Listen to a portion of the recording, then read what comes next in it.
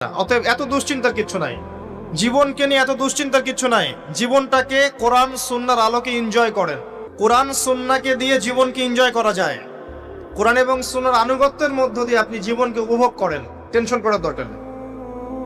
মনে রাখবেন, আল্লাহ যদি আপনার সাথে থাকেন এবং আল্লাহ যদি আপনাকে কবুল করেন, পৃথিবীর কোনো শক্তি নাই আপনাকে টলাবে। পৃথিবীর কোনো শক্তি নাই, পৃথিবীর সমস্ত শক্তি একত্রিত হয়ে আপনার চুল বাঁকা করতে পারবে না, যদি আল্লাহ আপনার সাথে থাকে। আর যদি আল্লাহ আপনার সাথে না থাকে, আইওয়াস শোডাউন দিয়ে কোনো লাভ হবে না, কেউ আপনাকে বাঁচাতে পারবে। অতএব আল্লাহকে আপন করে নেন, যার যার হক তাকে তাকে দেন, নিজের হক আল্লাহর কাছে চেয়ে নেন, ইনশাআল্লাহ আপনি সুখে থাকবেন। এর আগে আল্লাহ পাক একা ছিলেন, আর কিচ্ছু ছিল না। হুয়াল আউয়াল ওয়াল আখির ওয়াল যাহির ওয়াল বাতিন ওয়া হুয়া বিকুল্লি শাইইন আলিম, সূরা হাদীদ। আল্লাহ পাক একা ছিলেন,